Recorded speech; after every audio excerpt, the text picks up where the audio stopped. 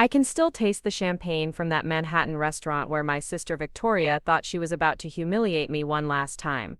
The look on her investment banker's face when he asked why the Federal Reserve Board member wasn't joining their meeting still makes me smile. But let me take you back to where this all started. Because the road from being told I'd never amount to anything to sitting on one of the most powerful financial boards in the country wasn't just about proving them wrong, it was about discovering who I really was when no one believed in me.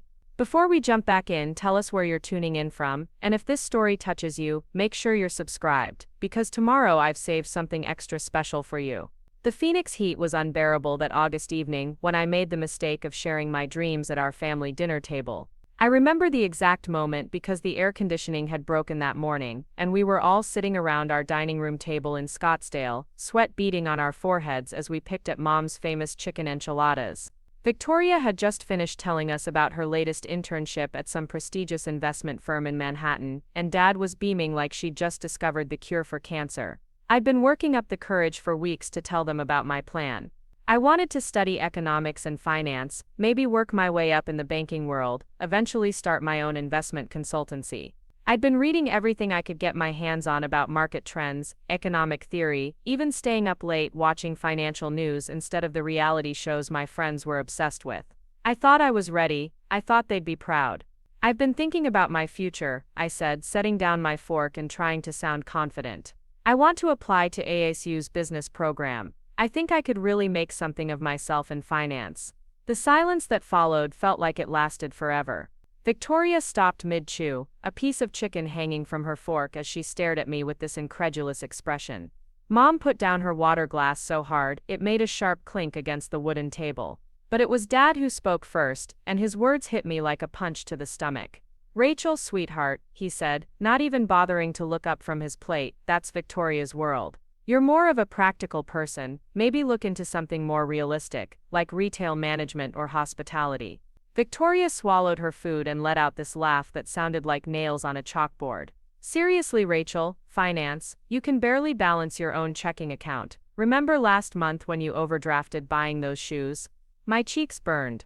That overdraft had been because I'd been saving every penny for college application fees, and I'd miscalculated by $12. But explaining that would just make me sound defensive. Besides, Victoria continued, warming up to her subject, "You'll never be rich like us. I mean really rich. The kind of money I'm going to make on Wall Street, that takes a special kind of intelligence, connections, breeding even. You're sweet, Rachel, but you're just not cut out for that world." Mom nodded along like Victoria was reciting gospel truth. "Your sister's right, honey. She's already got internship offers from 3 different firms in New York. She's got the grades, the personality, the whole package. You should find something that suits your skill set." I sat there feeling like the world had tilted sideways. This wasn't just about my career choice, this was about who they thought I was as a person. In their eyes, I was the sister who wasn't quite bright enough, wasn't quite polished enough, wasn't quite worthy enough to run in the same circles as Victoria. "I could work hard," I managed to say, my voice barely above a whisper. "I've been studying market analysis, reading the Wall Street Journal every day." "Oh, Rachel," Mom interrupted with this patronizing smile that made my skin crawl. "Reading about something and actually being able to do it are 2 completely different things. Victoria was born for this. She's been talking about Wall Street since she was in middle school. You change your mind about what you want to do every few months." That wasn't true, but I didn't have the energy to argue. Victoria was already moving on, talking about some networking event she'd attended where she'd met the son of a hedge fund manager. The conversation flowed around me like I wasn't even there, like my dreams were so insignificant they weren't worth discussing further. I excused myself early that night, claiming I had a headache, which wasn't entirely a lie. As I lay in my childhood bedroom staring at the ceiling, I could hear them downstairs still talking about Victoria's bright future. Not once did anyone mention me, or what I'd said about wanting to study finance. That night changed something fundamental inside me. It wasn't just hurt or disappointment, it was a cold, hard clarity about where I stood in my family's hierarchy. Victoria was the golden child, the one destined for greatness, the one worthy of investment and support. I was the afterthought, the one who should be grateful for whatever scraps of attention came my way. But lying there in the dark, listening to the desert wind rattling my bedroom window, I made a decision that would shape everything that came after. I wasn't going to argue with them anymore. I wasn't going to try to convince them I was worthy of their belief. I was going to prove it. The family dynamics in the Martinez household had been crystal clear for as long as I could remember. Victoria was 18 months older than me, and from the moment she could walk, she'd been treated like visiting royalty. Her straight A's in high school were celebrated with dinner at expensive restaurants. Her acceptance to ASU's honors program had prompted Dad to throw a backyard party for all the neighbors. When she changed her major from pre-med to finance during her sophomore year, Mom had immediately started bragging to anyone who would listen about her daughter who was going to conquer Wall Street. Meanwhile, my own achievements seemed to exist in some kind of invisible bubble. When I made honor roll junior year, Mom had nodded absent-mindedly and reminded me to take out the trash.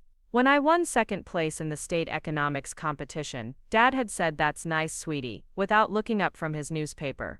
It wasn't that they were cruel, they just seemed to genuinely believe that anything I accomplished was somehow. Preparing and narrating this story took us a lot of time, so if you are enjoying it, subscribe to our channel. It means a lot to us. Now back to the story. Less significant than Victoria's parallel achievements. The financial disparities were even more glaring. Victoria's college tuition was paid in full every semester, no questions asked. She had a credit card for emergencies that she used for everything from spring break trips to expensive dinners with friends. Her textbooks were bought new, her dorm room was decorated with furniture from Pottery Barn, and she never seemed to worry about money for anything. I, on the other hand, had been working part-time jobs since I was 16. Not because we were struggling financially. Dad's construction business was doing well, and Mom's job at the medical clinic brought in steady income, but because nobody ever offered to help me with my expenses the way they helped Victoria. It was like they assumed I would figure it out on my own, while Victoria deserved to have everything handed to her. The summer before my senior year of high school, I'd saved up enough money working at Rosa's Kitchen to cover my first semester's tuition at ASU. I was proud of myself, excited to finally take control of my future. But when I mentioned it at dinner, Mom had given me this look like I was being presumptuous. "Honey," she'd said, "have you really thought this through? College is expensive, and not just tuition. There are books, housing, food, all sorts of hidden costs. Maybe you should consider community college first, see how you do there." Victoria had been home for summer break, and she'd jumped right in. "Mom's right, Rachel. Besides, ASU's business program is really competitive. You'd probably be happier somewhere less intense. There's nothing wrong with taking a more realistic path." The conversation had felt like a door slamming shut in my face. Victoria was heading into her junior year at the same university they were suggesting might be too challenging for me. The message was clear: she belonged in elite academic environments, and I didn't. That night, I'd applied for every scholarship I could find online. If my family wasn't going to support my dreams, I'd find another way. I worked double shifts at the diner, picked up tutoring jobs at the community center, and spent my free time writing essay after essay for scholarship applications. The rejection letters started arriving in October. I'd been rejected from 12 different scholarship programs, and my savings account was still several $1,000s short of what I'd need for a full year at ASU. Victoria was planning a trip to New York during winter break to interview for summer internships, and Mom and Dad were covering all her travel expenses without blinking. That's when the final blow came. I was helping Mom prepare Thanksgiving dinner when she brought up my college plans again. "Rachel, your father and I have been talking," she said, not looking at me as she chopped celery. "We think you should take a gap year. Work for a while, save up some money, really think about what you want to do with your life." "But I know what I want to do," I said, trying to keep my voice steady. "I want to study economics and finance. I've already been accepted to ASU. Acceptance and actually succeeding are two different things," she replied. "We don't want to see you struggle and fail when you could be building job experience instead. Victoria's going to need help covering her expenses when she moves to New York after graduation. Maybe you could contribute to the family instead of pursuing these expensive dreams."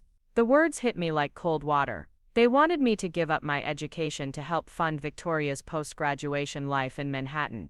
In their minds, her success was a family investment worthy of sacrifice, while my education was a frivolous expense. I finished helping with dinner in silence, my mind racing. Victoria arrived that afternoon, with her boyfriend Trevor, a smug business major who kept talking about his father's connections at Goldman Sachs. They sat at the dinner table, discussing internship opportunities and 5-year career plans, while I served stuffing and tried to make myself invisible. After dinner, as I was washing dishes, I overheard Victoria talking to Mom in the living room. "Rachel's just not realistic about her capabilities," Victoria was saying. "She doesn't understand how brutal the finance world is. I mean, I love her, but she doesn't have the killer instinct you need to succeed in investment banking. She's too soft, too naive. She'd be eaten alive in New York." Mom had murmured agreement, and I'd stood at the kitchen sink with my hands submerged in soapy water, feeling like I was drowning. This was my family, the people who were supposed to believe in me, and they were discussing my limitations like I was a disappointing stock performance. That night, I made a decision that would change everything. I wasn't going to take a gap year. I wasn't going to contribute to Victoria's New York fund.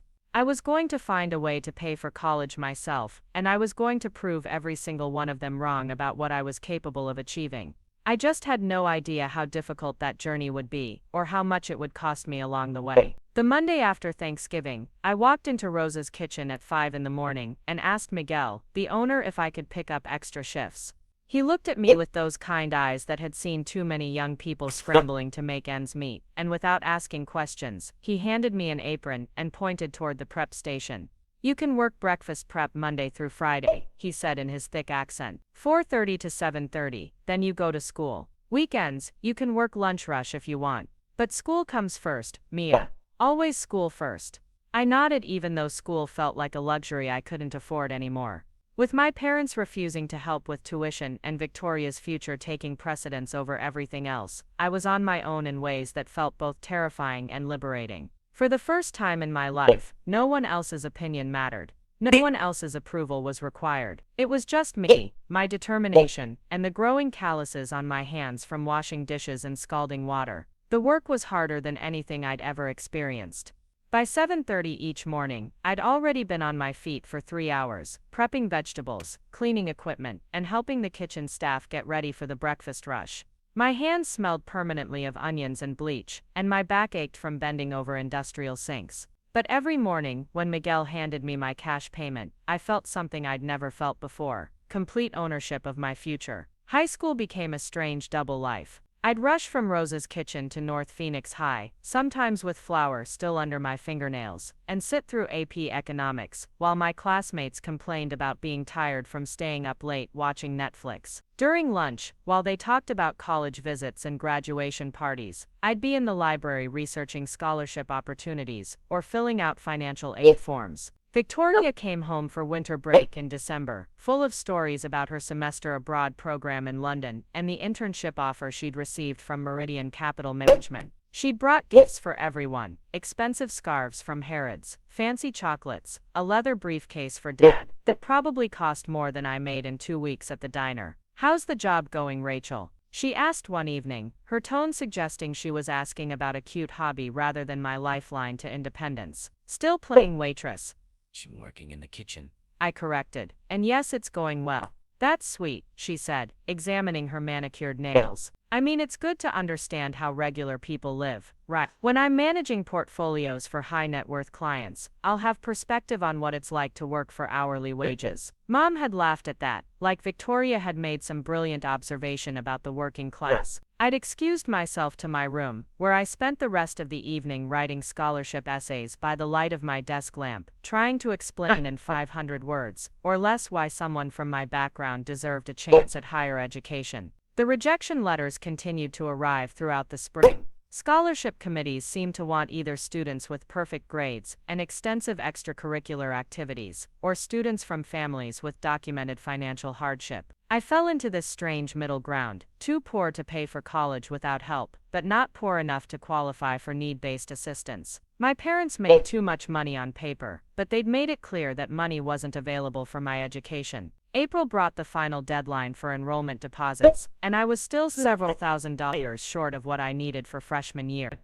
I'd been accepted to ASU's economics program, but acceptance didn't matter if I couldn't pay for it. Victoria was already planning her post-graduation move to Manhattan, and the house buzzed with excitement about her future while mine seemed to be slipping away. That's when Dr. Sarah Chen changed everything. Dr. Chen taught AP Economics at my high school, and she'd been watching my performance all year with growing interest. I was the only student in her class who worked full-time while maintaining a GPA high enough for honor roll, and she'd noticed that my understanding of economic principles went beyond textbook memorization. I could apply theoretical concepts to real-world situations because I was living them. "Rachel," she said, after class one day in late April, "do you have a few minutes to talk?" I glanced at the clock, calculating whether I could spare 15 minutes before my shift at Rose's kitchen. "Sure, but I have to be at work by 3:30, Dr.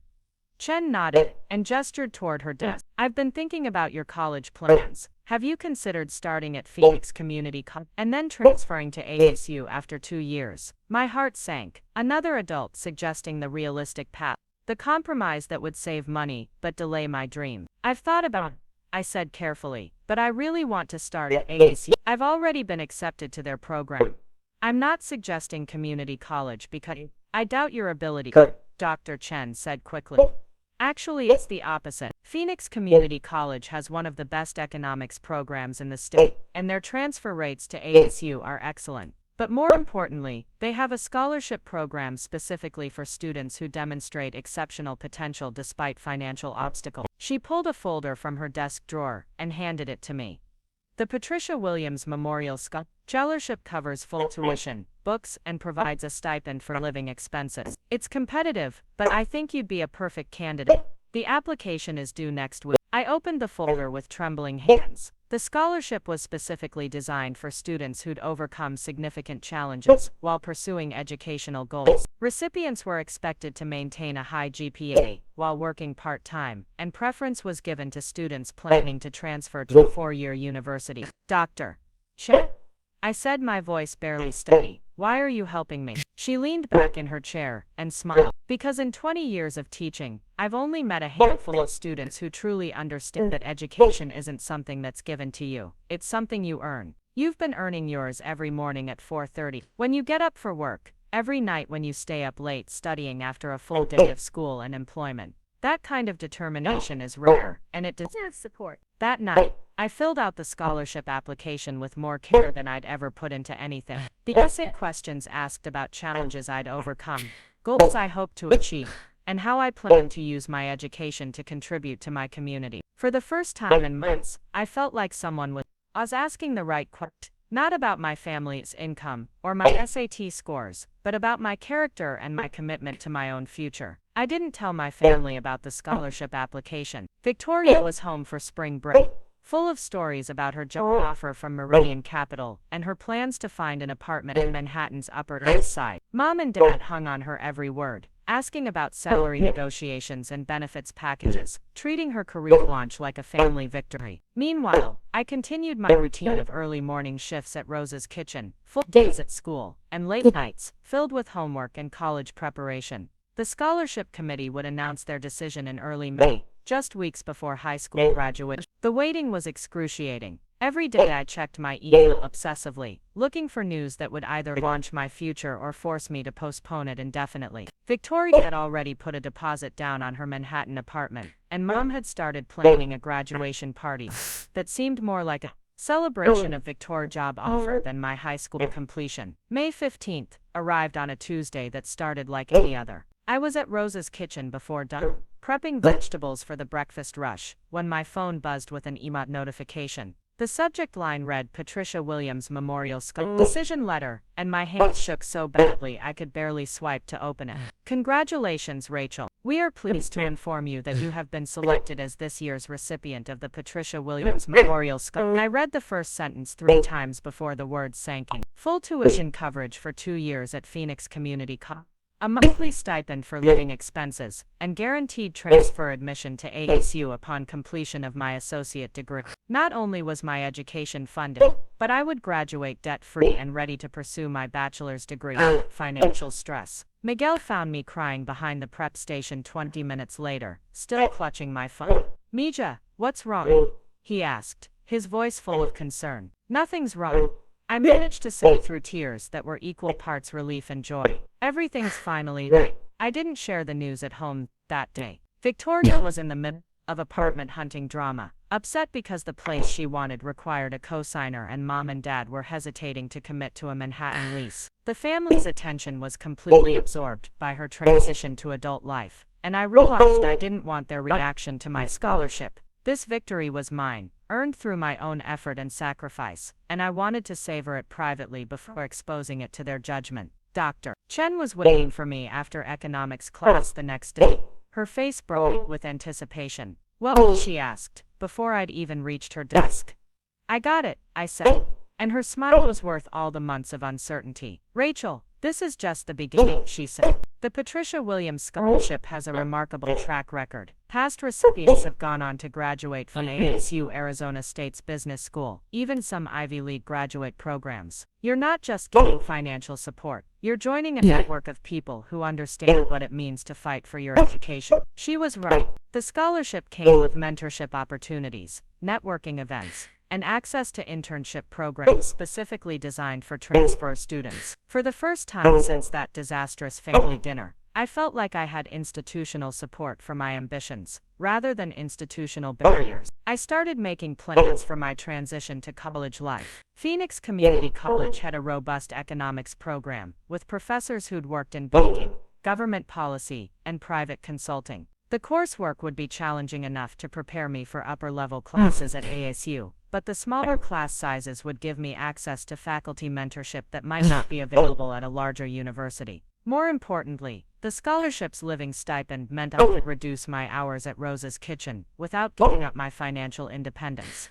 I could focus more energy on my studies, while still maintaining the work ethic that had gotten me this far.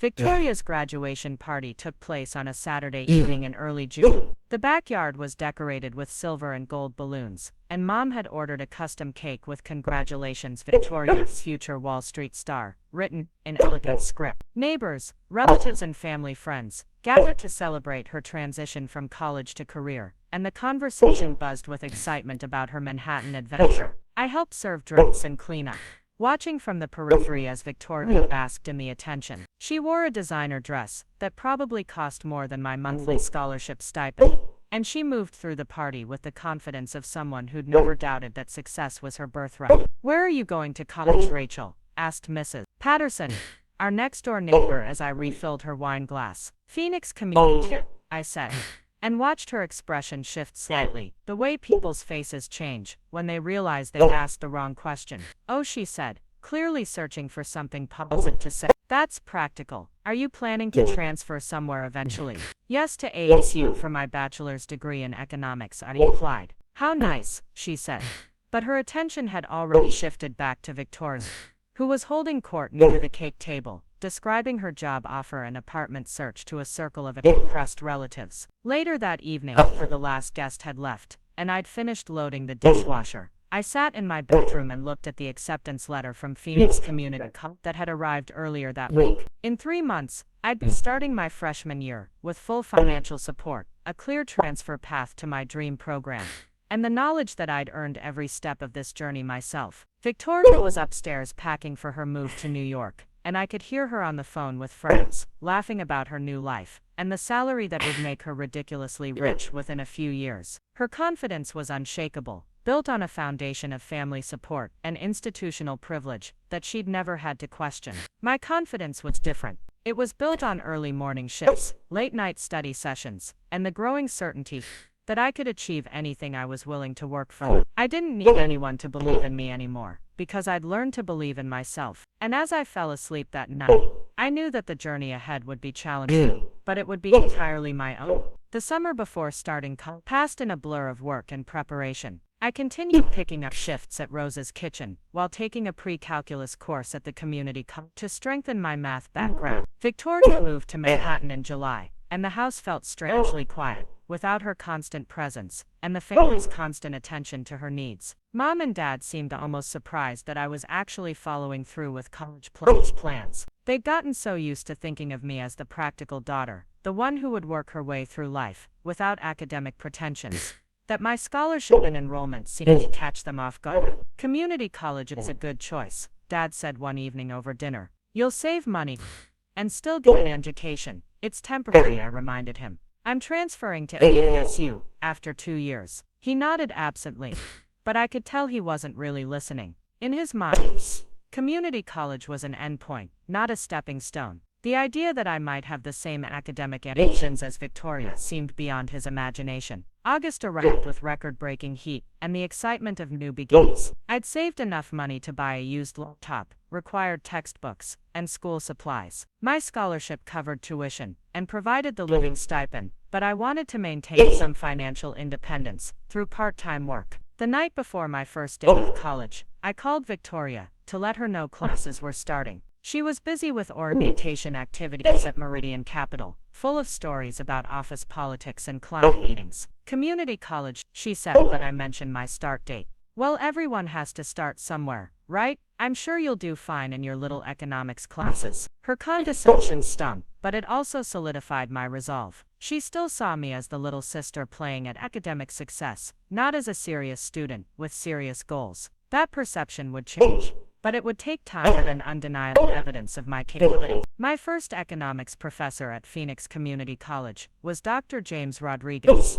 a former Federal Reserve economist who'd returned to teaching after a 30-year career in monetary policy. On the first day of class, he looked out at our section of 25 students and said something that would stay with me for years. Economics isn't about numbers on a spreadsheet, he told us. It's about understanding how human behavior creates the systems that govern our world. Some of you are here because you need credits to transfer. Others are here because you're genuinely curious about how markets work. Rodriguez explained concepts like supply and demand, market equilibrium, and monetary policy. I felt the same excitement I'd experienced in Dr. Chen's high school class, but amplified. This wasn't just academic theory, it was the language that described how the world actually worked. After class, I approached Dr. Rodriguez's desk with a question about currency markets that had occurred to me during his lecture. He looked at me with the same expression Dr. Chen had worn months earlier, the look of a teacher recognizing genuine intellectual curiosity. Have you considered economics as a major? He asked. Yes, sir. I'm planning to transfer to ASU's program after I finish here. Good, he said, but don't wait 2 years to start thinking like an economist. There are internship opportunities, research projects, even part-time positions with local banks that could give you practical experience while you're completing your general education requirements. That conversation opened a door I hadn't even known existed. Within weeks, Dr. Rodriguez had connected me with other faculty members, introduced me to the economics club, and recommended me for a part-time position as a research assistant with the college's Small Business Development Center. For the first time in my academic life, I wasn't just a student trying to meet requirements. I was a junior member of an intellectual community that valued my contributions and encouraged my growth. The contrast with my family's attitude toward my education couldn't have been more stark. Victoria called home regularly with updates about her glamorous New York life, and every conversation reinforced her assumption that our paths were diverging exactly as everyone had predicted. She was climbing the ladder at Meridian Capital, working with high-net-worth clients and learning the intricacies of investment banking. I was studying at community college and working part-time for a small business development program. On paper, her trajectory looked more impressive. In reality, I was building a foundation of knowledge and experience that would prove far more valuable than either of us could have imagined. But that revelation was still years away, hidden behind countless hours of study, work, and the slow accumulation of expertise that would eventually transform me into someone even Victoria couldn't ignore. My first semester ended with a perfect GPA and a recommendation from Dr. Rodriguez for an advanced economics independent study. I was exactly where I needed to be, doing exactly what I was meant to do, and for the first time in my life, that feeling of rightness had nothing to do with anyone else's approval. The spring semester of my sophomore year at Phoenix Community College arrived with an opportunity that would fundamentally alter the trajectory of my life, though I wouldn't understand its significance until much later. Dr. Rodriguez had been selected to serve as an economic advisor for the Arizona Department of Commerce, and he needed a research assistant who could handle complex data analysis and policy research. The position paid more than my scholarship stipend and offered something even more valuable: direct exposure to state-level economic policy making. This isn't busy work, Rachel, Dr. Rodriguez explained as he handed me a stack of federal economic reports. Governor Martinez is pushing for a comprehensive analysis of Arizona's position in the Southwest regional economy. Your job will be to identify trends, compile comparative data, and help me prepare policy recommendations that could influence millions of dollars in state economic development funding. I stared at the documents, feeling the weight of real responsibility for the first time in my academic career. These weren't textbook exercises or hypothetical case studies. The research I conducted would be read by state legislators, business leaders, and policymakers who had the power to shape Arizona's economic future. The work was demanding in ways that stretched far beyond anything I'd experienced. I spent weeks analyzing employment data, studying interstate commerce patterns, and learning to navigate the labyrinthine world of federal economic databases. Dr. Rodriguez treated me like a junior colleague rather than a student, expecting sophisticated analysis and professional quality written reports. Your preliminary findings on manufacturing job migration are particularly insightful, he told me after reviewing a 20-page report I'd spent 3 weeks preparing. You've identified patterns that the Department of Labor Statistics missed entirely. This is the kind of analytical thinking that separates competent economists from exceptional ones. Meanwhile, Victoria's updates from Manhattan painted a picture of steady professional advancement. She'd been promoted to associate analyst at Meridian Capital and was working on increasingly complex investment portfolios. Her social media posts showed a lifestyle of expensive dinners, Broadway shows, and weekend trips to the Hamptons with her Wall Street colleagues. I'm managing $30 million in client assets now, she told Mom during one of their weekly phone calls that I overheard from the kitchen. My bonus this year should be enough to buy that condo I've been looking at in Soho. Trevor thinks I could be a vice president within 3 years if I keep hitting my performance targets. Mom's responses were filled with pride and amazement, as if Victoria had achieved something that defied the laws of physics, rather than following a well-established career path in investment banking. The contrast with her reaction to my academic achievements remained stark. When I mentioned my research position with the Department of Commerce, she'd nodded politely and asked if it paid well enough to cover my expenses. The isolation I felt at home became more pronounced as my intellectual life expanded. I was reading Federal Reserve policy papers, analyzing regional economic data, and participating in discussions about monetary policy with state government officials. But at family dinners, I was still treated like the daughter who'd chosen the practical path over real ambition. That disconnect became unbearable the night Dad brought home promotional materials from Victoria's investment firm. Meridian Capital had been featured in a Phoenix Business Journal article about successful Arizona natives working in New York finance, and Victoria was quoted prominently about her career trajectory and investment philosophy. "Look at this," Dad said, spreading the magazine across the dinner table like it was a family heirloom. "Your sister's picture is right there on page 3. Victoria Martinez, rising star in Manhattan investment banking. Can you believe our little girl is making headlines in business magazines?" I looked at the article, which described Victoria as a brilliant young analyst who combines technical expertise with instinctive market sense. The photo showed her in an expensive business suit, standing in front of Meridian Capital's Manhattan office, looking every inch the successful Wall Street professional. "She's always been destined for this," Mom said, her voice filled with satisfaction. Even in high school, she had that special quality that sets successful people apart from everyone else. I excused myself early that evening and walked to the small apartment I'd rented near campus. The contrast between my family's perception of success and my actual professional development felt like living in 2 different worlds. Victoria was celebrated for managing other people's money within an established institutional framework. I was conducting original economic research that influenced state policy decisions. Yet somehow her achievements were seen as inherently more valuable than mine. Dr. Rodriguez must have sensed my frustration during our next research meeting, because he set aside the economic reports we'd been reviewing and asked me a question that caught me completely off guard. "Rachel, what do you see yourself doing 5 years from now?" I'd been so focused on immediate goals, transferring to ASU, completing my bachelor's degree, finding a good entry-level job, that I'd never seriously considered long-term career possibilities. "I'm not sure," I admitted. "Maybe working for a bank or a consulting firm, something in private sector economics." He leaned back in his chair and studied me with the expression he wore when he was working through a complex policy problem. You have an unusual combination of analytical rigor and intuitive understanding of how economic systems actually function in the real world. He said, "That's not common, even among graduate students with advanced degrees. Have you considered graduate school? Specifically, have you thought about pursuing economics at the doctoral level?" The suggestion seemed so far beyond my current reality that I almost laughed. "Dr. Rodriguez, I'm a community college student working part-time jobs to pay rent. Doctoral programs are for people like—" I stopped myself before saying people like Victoria, but he understood what I meant. "People like you," he said firmly. "Rachel, I've worked with economists at every level, from research assistants to Federal Reserve governors.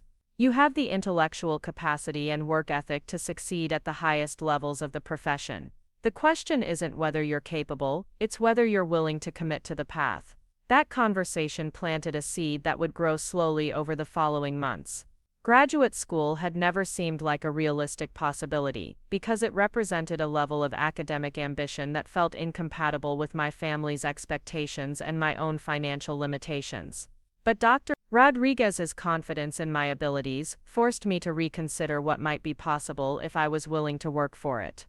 My transfer to Arizona State University happened seamlessly that fall, thanks to the strong academic foundation I'd built at Phoenix Community College. The economics department at ASU was significantly larger and more research-intensive than anything I'd experienced, but my background working with Dr. Rodriguez had prepared me for the rigor of upper-level coursework. Professor Margaret Foster, who taught intermediate macroeconomic theory, noticed my performance within the first few weeks of the semester. I'd written a paper analyzing the economic impact of Federal Reserve interest rate decisions on regional housing markets, drawing on research methods I'd learned during my time with the Department of Commerce. "This is graduate-level analysis," she told me after class one day. "Where did you learn to approach macroeconomic problems with this level of sophistication?" I explained my research experience with Dr. Rodriguez, and Professor Foster's interest intensified. She invited me to attend a graduate student research seminar, where faculty presented ongoing projects and advanced students discussed their thesis work. The seminar was intimidating. Graduate students presented complex economic models, debated theoretical frameworks, and discussed research methodologies that were entirely foreign to me. But I found myself following the conversations, asking questions, and contributing insights that seemed to surprise both faculty and students. "You should consider applying to our graduate program," Professor Foster told me after the seminar. "We have excellent funding for qualified students, and your research background would make you a strong candidate for assistantship positions." Graduate school was beginning to feel less like an impossible dream and more like a logical next step, but the financial realities remained daunting. Even with assistantship funding, pursuing a master's degree would mean years of modest income and academic uncertainty. Victoria, meanwhile, was already talking about her second promotion and the investment property she was considering purchasing in Brooklyn.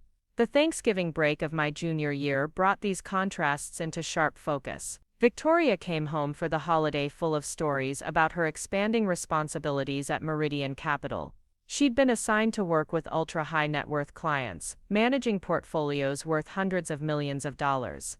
"I'm basically handling more money in a single quarter than most people see in their entire careers," she told the assembled family over turkey dinner. "My client list includes tech executives, real estate developers, even a few celebrities. Trevor thinks I'm on track to make partner before I'm 30.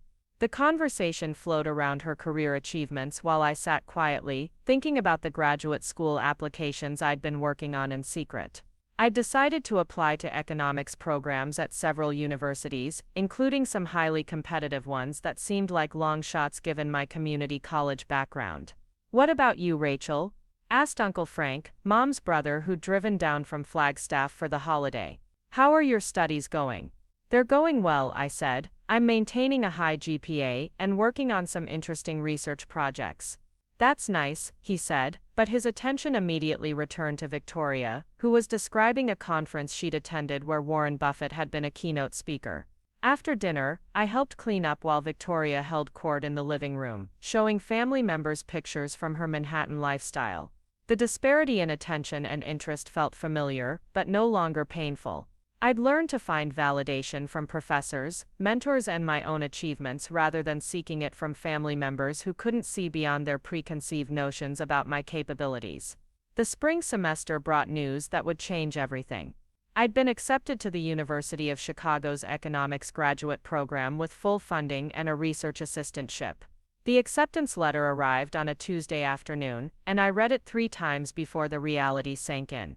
The University of Chicago had one of the most prestigious economics departments in the world, and they were offering me a position that would cover tuition, provide a living stipend, and give me access to research opportunities with leading economists. I called Dr. Rodriguez immediately, my voice shaking with excitement and disbelief. "Congratulations," he said, and I could hear the smile in his voice. "This is exactly what I hoped would happen when I first met you." The University of Chicago doesn't offer funding to students they don't believe can succeed at the highest levels of the profession. Professor Foster was equally enthusiastic when I shared the news with her. "This is a tremendous opportunity," she said. "Chicago's program will prepare you for academic careers, policy positions, or high-level consulting work. You'll be studying with economists who advise governments, central banks, and major corporations." I didn't share the news with my family immediately. Victoria was in the middle of another career milestone. She'd been selected for a fast-track leadership development program that would culminate in a promotion to senior associate. The family's attention was completely absorbed by her professional advancement, and I wanted to process my own achievement privately before exposing it to their reaction. When I finally told them about graduate school over dinner the following week, their responses revealed everything about how they perceived my ambitions versus Victoria's. "Graduate school," Mom said, as if I'd announced plans to join the circus. "Is that really necessary? You already have a bachelor's degree coming up. Isn't that enough education for most jobs?" "The University of Chicago has one of the best economics programs in the country," I explained. "It's a fully funded position, which means they're paying me to pursue advanced education." Dad looked confused. "But Victoria's already making good money in New York. She's building a real career, not just going to more school." The conversation revealed the fundamental difference in how they viewed our paths. Victoria's career was seen as practical and results-oriented, generating immediate financial returns and social status. My academic pursuits were viewed as prolonged adolescence, an expensive delay of real-world responsibility. Victoria's reaction was perhaps the most telling. When I called to tell her about the acceptance, she was quiet for a long moment before responding. "Graduate school," she said finally. "I mean, that's great, Rachel, but what's the end goal? Are you planning to be a professor? Because those positions don't pay very well, and the job market is really competitive." Her response encapsulated the same assumption that had always defined her view of my ambitions, that I was pursuing a path that was intellectually respectable but financially inferior to her chosen career. She couldn't conceive that economics training might lead to opportunities that were comparable to or even superior to investment banking. I spent the remaining months of my senior year at ASU completing my bachelor's degree while preparing for the transition to graduate school. The contrast between my family's lukewarm response to my academic achievements and the enthusiasm of my professors was stark, but it no longer surprised me. Dr. Rodriguez, Professor Foster, and other faculty members treated my acceptance to Chicago as a significant professional accomplishment. They understood that doctoral programs in economics led to careers in academic research, government policy, central banking, and high-level consulting work. My family saw it as an expensive postponement of real employment. The graduation ceremony for my bachelor's degree was a smaller affair than Victoria's celebration had been. Mom and Dad attended, along with a few relatives, but the atmosphere lacked the excitement that had surrounded Victoria's college graduation. I received my diploma in economics with highest honors, but the achievement felt like a stepping stone rather than a destination. Victoria sent congratulations via text message from New York, where she was busy with client meetings and couldn't take time off for the ceremony. Her absence didn't surprise me, but it crystallized something important about our relationship. We were no longer sisters with different academic interests. We were pursuing fundamentally different definitions of success. The summer before starting graduate school passed quickly. I worked part-time with Dr. Rodriguez on a follow-up project with the Arizona Department of Commerce while preparing for the academic intensity that awaited me in Chicago. The research we conducted that summer would later prove more significant than either of us realized at the time, but that revelation was still years away. Victoria visited Phoenix in July, taking a brief vacation from her Wall Street responsibilities. She seemed genuinely happy, confident in her career trajectory, and excited about the financial opportunities ahead of her. Over lunch at an upscale restaurant in Scottsdale, she talked about her long-term goals, with the certainty of someone whose path was clearly defined. "I'm planning to stay with Meridian Capital for at least 5 more years," she said. "Trevor thinks I could be managing director level by then, which would put me in the top tier of investment professionals. The compensation at that level is really extraordinary. We're talking about 7-figure annual packages." I listened to her plans, with genuine interest, but without envy. Her success was real and impressive within the context she'd chosen. But I was beginning to understand that my own path might lead to opportunities that were different from hers, but no less significant. "What about you?" she asked. "What happens after graduate school? I mean, what's the actual career plan?" It was a fair question, and one I'd been thinking about seriously. "Economics PhD programs prepare you for several different paths," I explained. "Academic research, policy work with government agencies, consulting with major corporations, or positions with central banks and international organizations." She nodded politely, but I could tell the possibilities I described seemed abstract compared to the concrete financial rewards of investment banking. In her worldview, career success was measured primarily by income and social status, metrics that made her path appear obviously superior to mine. That conversation was the last substantial discussion we'd have about our respective careers for several years. Victoria returned to New York to continue climbing the investment banking hierarchy, and I prepared to move to Chicago to begin graduate studies in economics. We were both pursuing our definitions of professional success, but we were moving in directions that would prove to be more different than either of us could have imagined. The night before leaving for Chicago, I sat in my small apartment near the ASU campus and reflected on the journey that had brought me to this point. 4 years earlier, I'd been the daughter who wasn't considered college material, the one who should be grateful for a job cleaning hotel rooms. Now I was heading to one of the most prestigious graduate programs in the world, with full funding and research opportunities that would prepare me for a career at the highest levels of economic policy and analysis. The transformation hadn't happened overnight, and it hadn't happened because someone else believed in me. It had happened because I'd learned to believe in myself, to work for my own goals, rather than seeking validation from people who couldn't understand my ambitions. As I packed the last of my belongings, I felt a quiet satisfaction that had nothing to do with proving anyone wrong, and everything to do with becoming the person I was meant to be. Chicago awaited, with challenges and opportunities I couldn't yet imagine. But I was ready for whatever came next, confident in my abilities, and committed to a path that was entirely my own choosing. The University of Chicago's economics department was housed in a Gothic Revival building that seemed designed to intimidate anyone who doubted their intellectual worthiness. On my first day of graduate school, I stood outside Saya Hall, watching other students stride confidently through the entrance, their conversations peppered with references to theoretical frameworks and mathematical models that sounded like foreign languages. My imposter syndrome was overwhelming. These students had undergraduate degrees from Harvard, Yale, and MIT. They spoke casually about research they'd conducted with Nobel Prize winners and internships at prestigious think tanks. I was the girl from Phoenix Community College who'd worked breakfast prep shifts to pay for textbooks. Professor David Kimmel's Advanced Macroeconomic Theory seminar became my baptism by fire. The first assignment required us to construct a dynamic stochastic general equilibrium model, analyzing the effects of monetary policy on labor market outcomes. Half the class groaned about the complexity. I spent 3 weeks in the library, learning mathematical techniques I'd never encountered, working through problem sets until my vision blurred from staring at equations.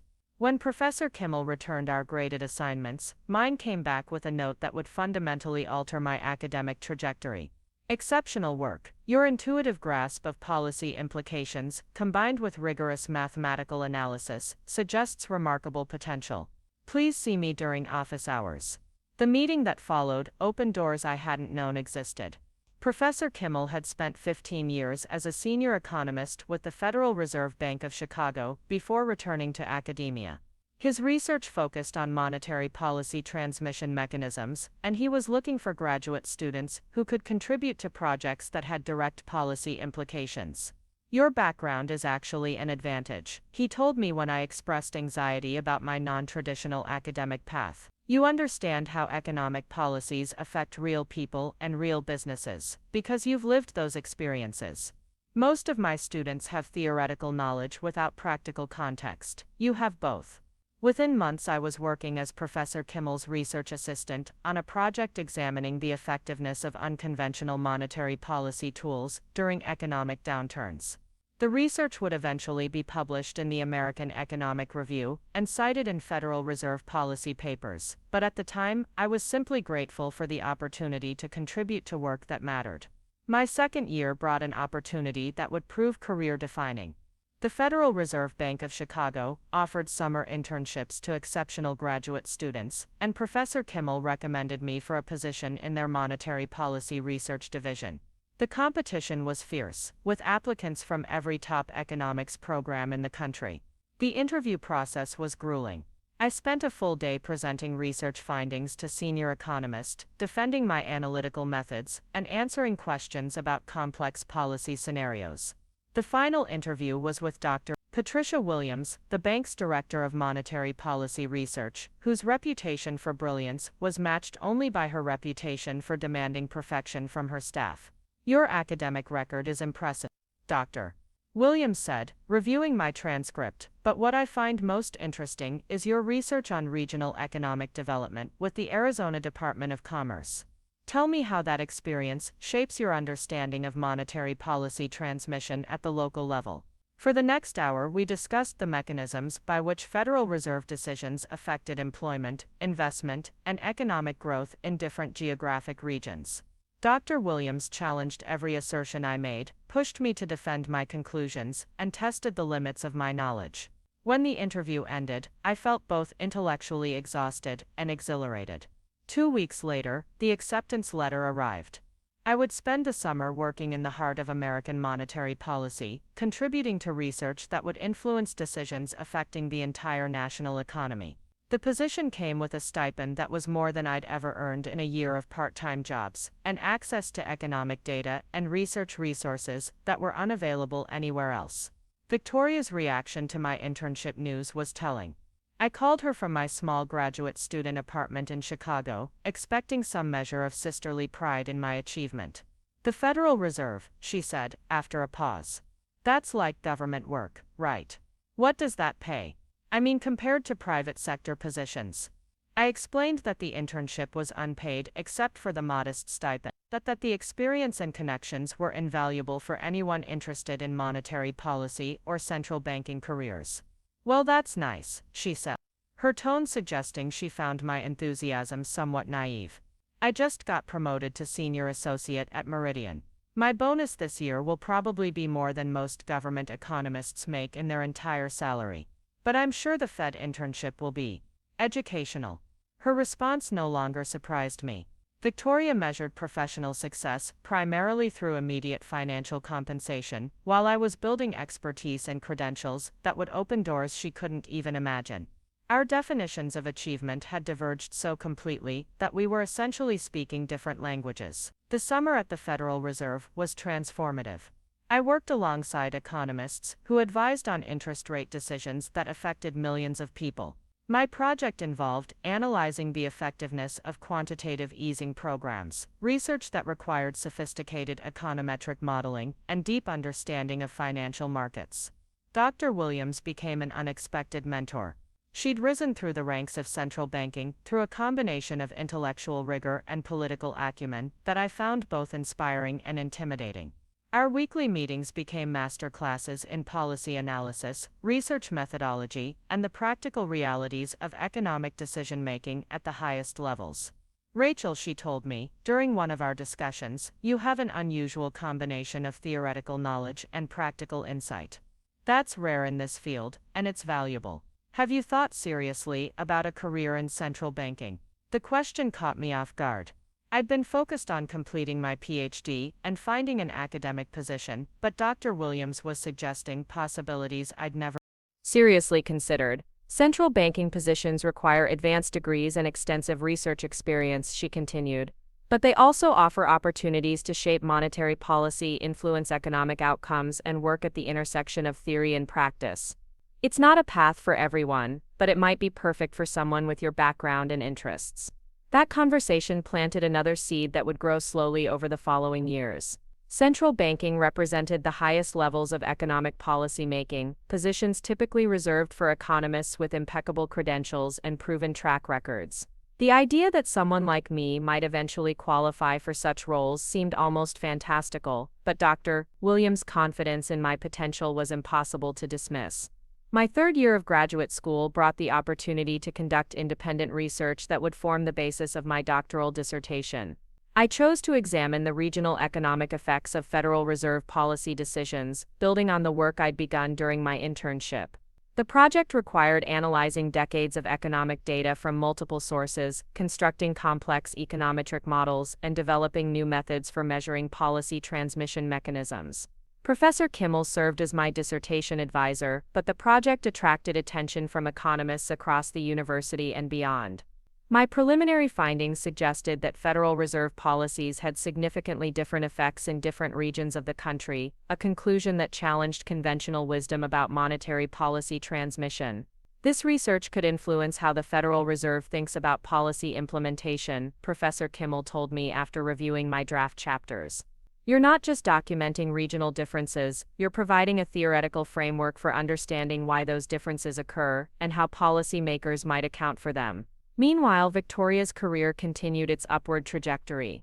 She'd been promoted to vice president at Meridian Capital and was managing portfolios worth over $1 billion. Her social media posts showed a lifestyle of international travel, expensive restaurants, and exclusive events that seemed to confirm every assumption about Wall Street success. During one of our increasingly rare phone conversations, she described her latest professional milestone with characteristic enthusiasm. "I'm being considered for managing director," she told me.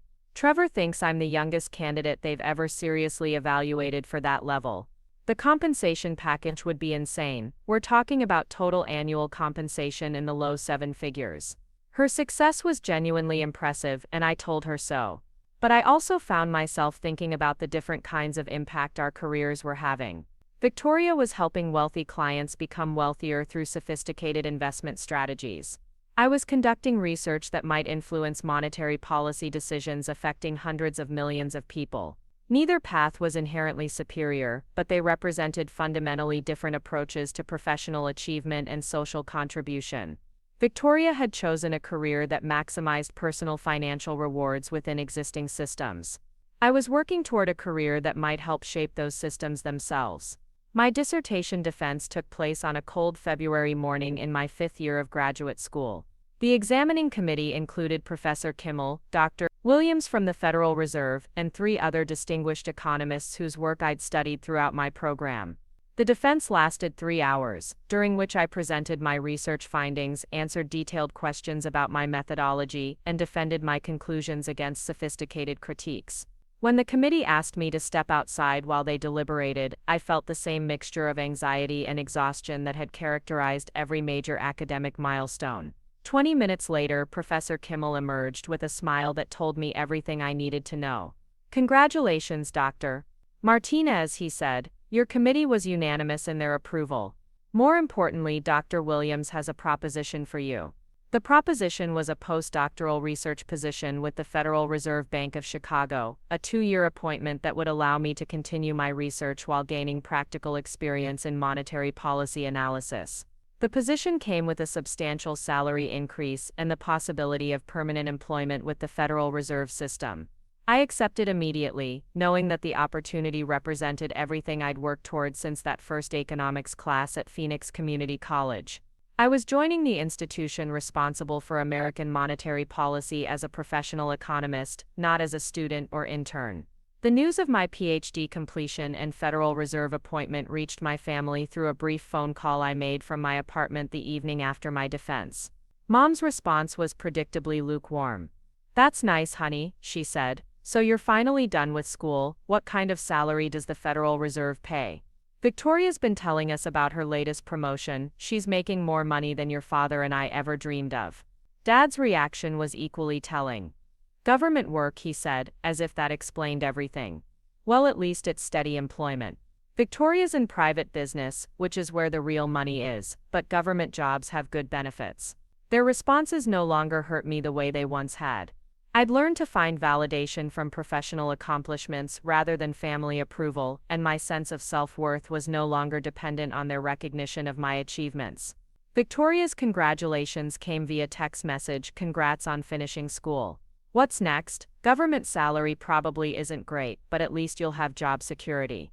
I'm closing a huge deal this week that should put me over the top for managing director. Celebrating at Daniel tonight.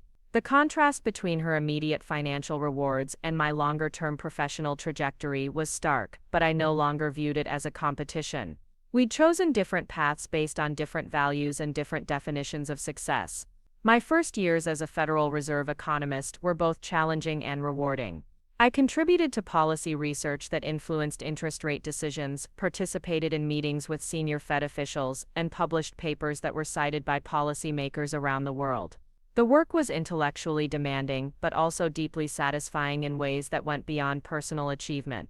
Dr. Williams became my supervisor and continued mentor, guiding me through the complexities of central banking and introducing me to networks of economists and policymakers I never could have accessed on my own. Under her guidance, I developed expertise in unconventional monetary policy tools that would prove crucial during the next economic downturn. Rachel, she told me during my second-year performance review, you've exceeded every expectation we had when we hired you. Your research is innovative, your policy analysis is sophisticated, and your judgment is sound. Have you thought about applying for permanent positions within the Federal Reserve System? The conversation that followed would set the stage for the most significant career decision I'd ever make.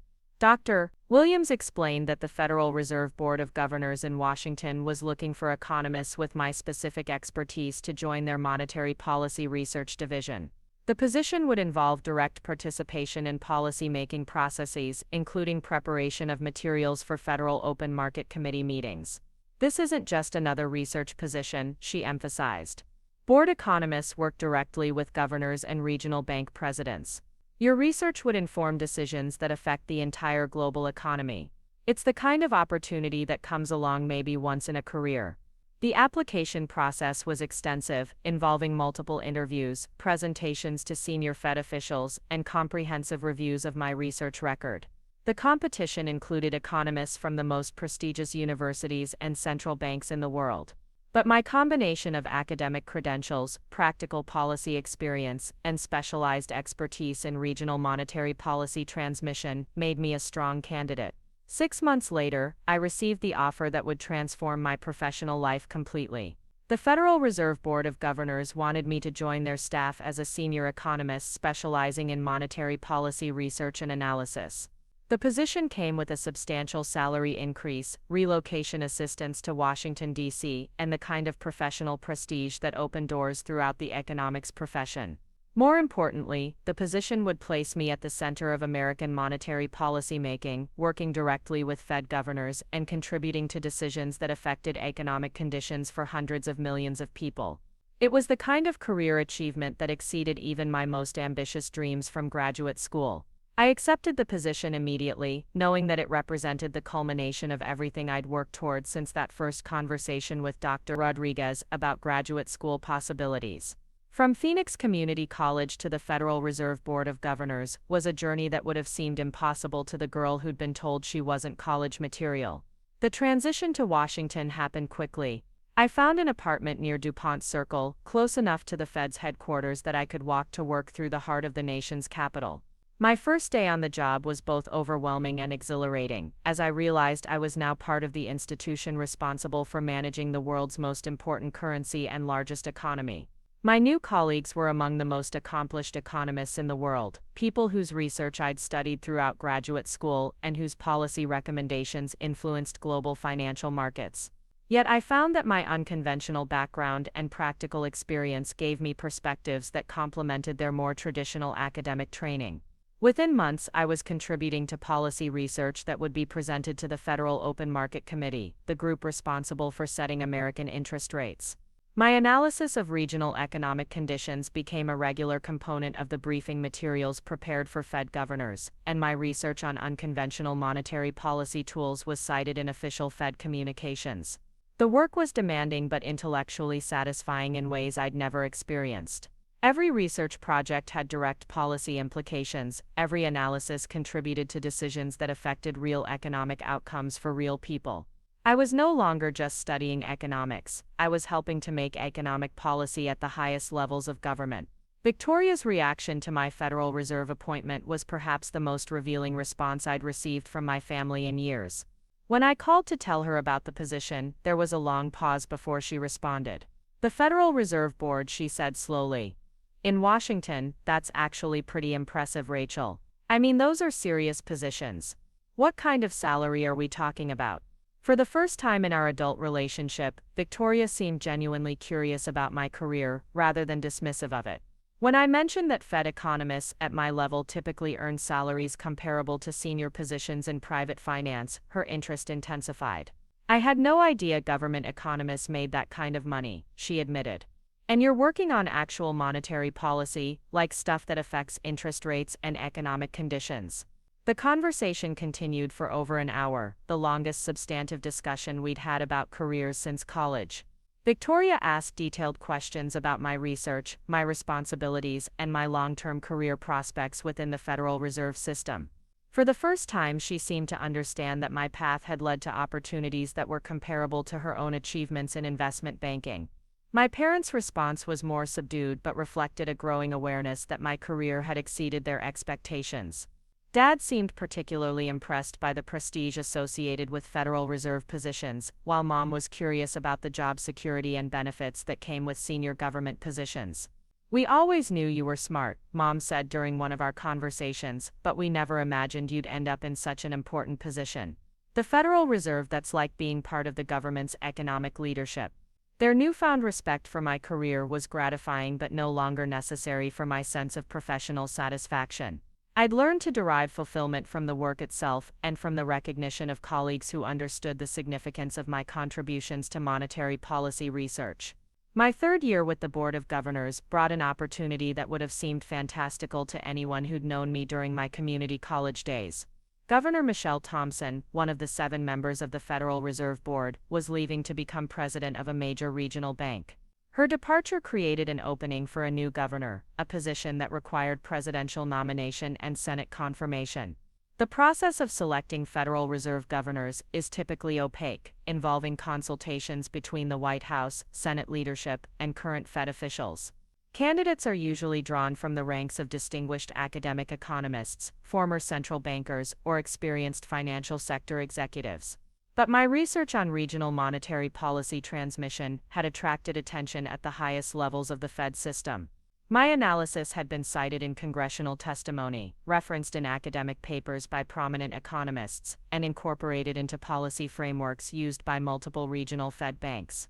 Jennifer Walsh, the current Fed chair, called me into her office on a Friday afternoon for what I assumed would be a routine discussion about upcoming policy research projects. Instead, she asked me a question that stopped me cold. "Rachel, have you ever considered public service at the governor level?" The conversation that followed was both surreal and career-defining. Walsh explained that my combination of academic credentials, policy experience, and specialized expertise in regional economic analysis made me an unusual but potentially strong candidate for the governor position. "The Federal Reserve needs governors who understand how monetary policy affects different parts of the country differently," she said. "Your research has been groundbreaking in that area, and your background gives you credibility with constituencies that don't always trust Fed policymaking." The nomination process would be lengthy and uncertain, involving extensive vetting by the White House, formal hearings before the Senate Banking Committee, and ultimately a confirmation vote by the full Senate. The position itself carried enormous responsibility. Governors vote on interest rate decisions that affect global economic conditions and serve as the primary architects of American monetary policy. "This is obviously a significant decision," Dr. Walsh continued. Governor positions require sacrifice of privacy, subjection to intense political scrutiny, and acceptance of responsibility for policy decisions that affect millions of people. But they also offer the opportunity to shape monetary policy for years or even decades. I asked for time to consider the possibility, but deep down, I already knew my answer. The opportunity to serve as a Federal Reserve governor represented the pinnacle of achievement for any monetary economist. It was the kind of position that would allow me to influence economic policy at the highest levels while contributing to public service in ways that extended far beyond personal career advancement.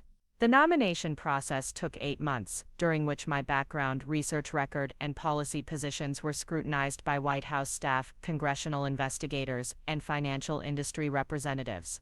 The Senate Banking Committee hearings were particularly intense, with senators questioning me extensively about my views on inflation, employment financial regulation, and the appropriate role of monetary policy in economic management. Throughout the process, I thought often about the journey that had brought me to this point.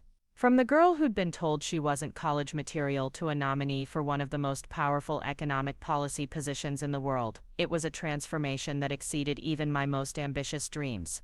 Victoria called me the night before my confirmation vote, and for the first time in years, her voice carried genuine admiration rather than condescension. "Rachel, I've been following the news coverage of your nomination," she said. "I have to admit, I never understood what you were working toward with all that education and government work. But Federal Reserve Governor, that's actually incredible. You're going to be one of the most powerful people in the country." Her recognition meant something, but not in the way it would have years earlier. I'd long since stopped needing family validation for my professional choices. Victoria's newfound respect was pleasant but unnecessary for my sense of accomplishment. The Senate confirmed my nomination by a bipartisan vote of 78-22, and I was sworn in as a Federal Reserve Governor 3 weeks later. The ceremony took place in the Fed's boardroom, with my parents, Dr. Rodriguez, Professor Kimmel, and Dr. Williams in attendance. Victoria flew in from New York for the occasion, wearing an expression of amazement that I'd never seen before. As I took the oath of office, I thought about the path that had led me to this moment. Every early morning shift at Rose's kitchen, every scholarship application rejection, every late night studying in the library, all of it had contributed to building the foundation for this achievement. But the real satisfaction wasn't in proving my family wrong about my potential, or in achieving a level of success that exceeded Victoria's accomplishments. The real satisfaction was in knowing that I'd found work that aligned with my values, utilized my abilities, and contributed to something larger than personal advancement. 6 months later, I was attending a monetary policy conference in New York when an unexpected encounter brought my journey full circle. Victoria had arranged to meet me for dinner at an upscale Manhattan restaurant, eager to introduce me to her colleagues and show off her Federal Reserve Governor's sister. The dinner included several senior executives from Meridian Capital, including James Wellington, the managing director who supervised Victoria's division. As we were discussing current economic conditions and Fed policy, Wellington made a casual comment that revealed just how completely the tables had turned. "Victoria, I noticed that Governor Martinez wasn't included in our client meeting next week," he said. "Given her position on the Fed board, we really should be cultivating that relationship. Central bank governors have enormous influence on market conditions." Victoria's face went pale as she realized that Wellington assumed I was someone worth courting for business purposes, that my position now carried more influence in financial markets than her role as a senior investment banker. "Actually," Victoria said quietly, "Rachel is my sister."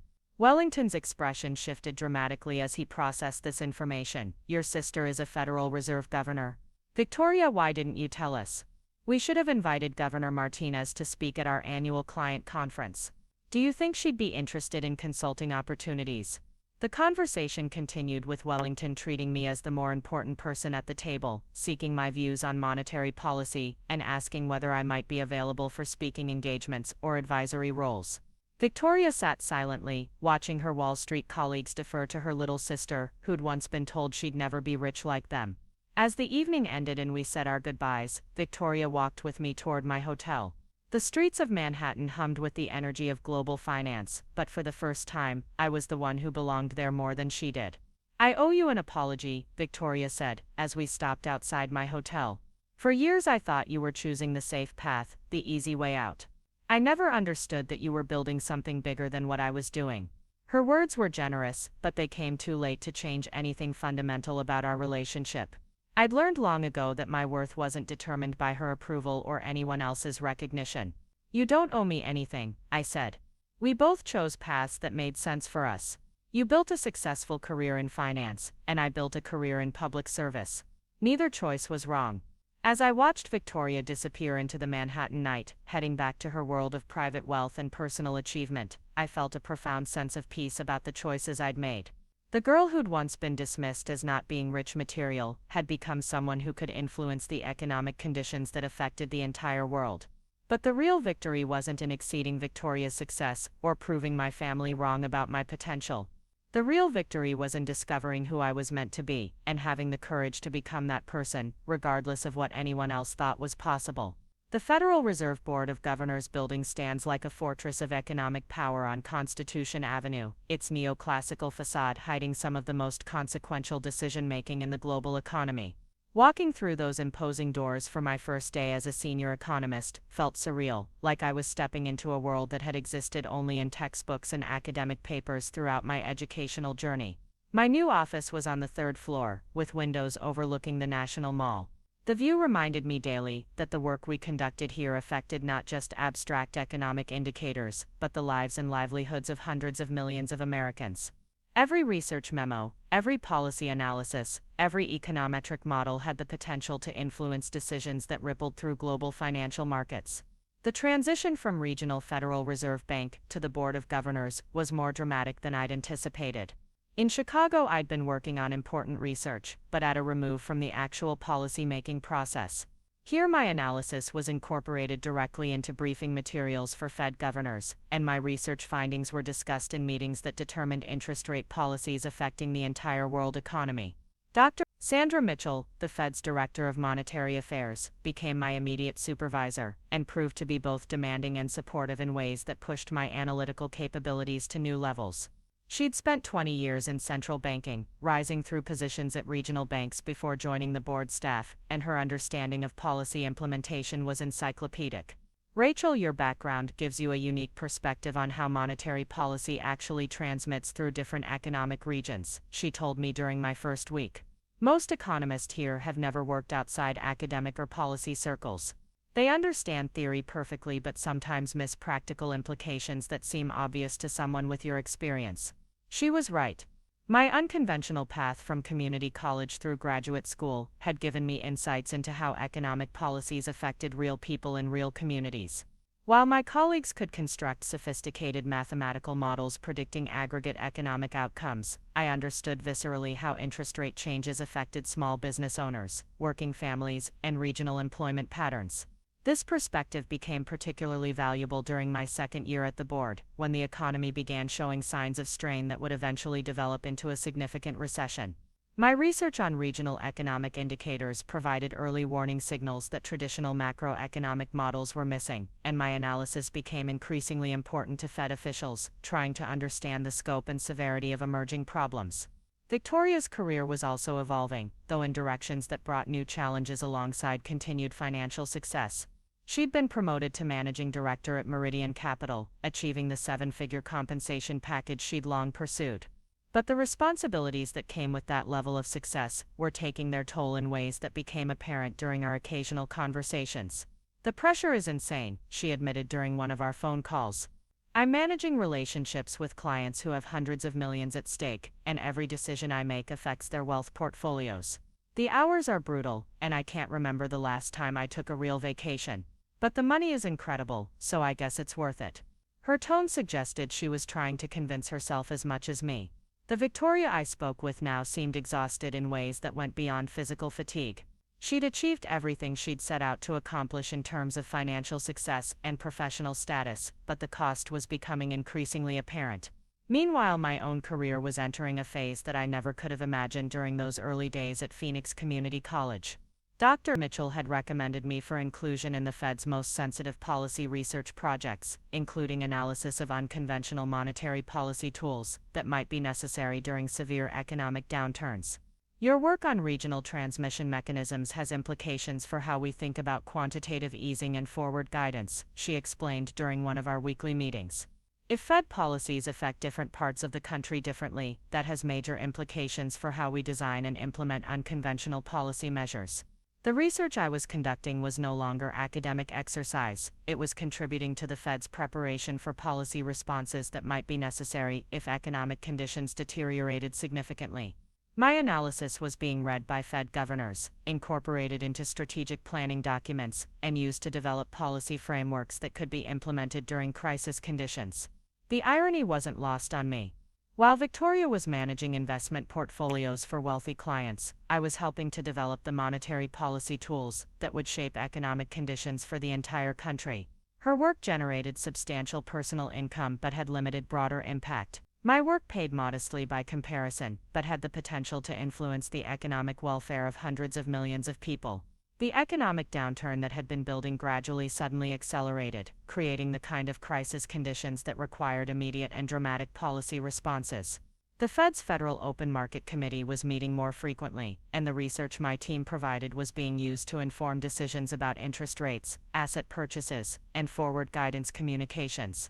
I found myself working 18-hour days, producing analysis that Fed governors needed for emergency meetings and policy announcements. The pressure was intense, but the sense of contributing to essential policy work during a national economic crisis was profoundly satisfying. This was exactly the kind of meaningful work I'd hoped to find when I first decided to pursue economics as a career. Dr. Mitchell pulled me aside after one particularly intense week of crisis response work. Rachel, your analysis has been critical to our policy responses over the past month.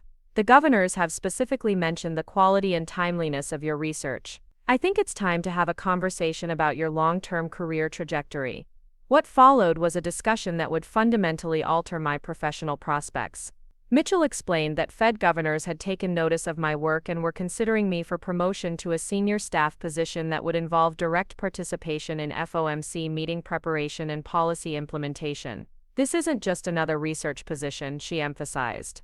Senior staff economists work directly with governors on policy development.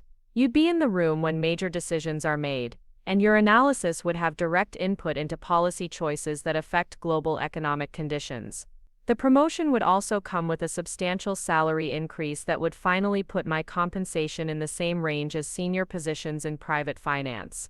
More importantly, it would place me among the most influential economic policy advisors in the government, with access to decision makers and policy processes that shaped conditions for the entire global economy. I accepted the promotion immediately, knowing it represented the culmination of everything I'd worked toward since graduate school. But the real satisfaction wasn't in the salary increase or enhanced prestige. It was in the knowledge that I'd found work that utilized my abilities in service of something larger than personal advancement. The new position required me to attend FOMC meetings as a senior staff advisor, briefing Fed governors on economic conditions and policy options. Sitting in those meetings, watching the people responsible for American monetary policy deliberate over decisions that would affect millions of lives, I felt a profound sense of privilege and responsibility. My research was now being cited in Fed communications, referenced in congressional testimony, and discussed in financial media coverage of monetary policy decisions. The work I'd begun as a community college student studying basic economic principles had evolved into contributions to the highest levels of economic policy making in the country. Victoria's reaction to my latest promotion was notably different from her previous responses to my career developments.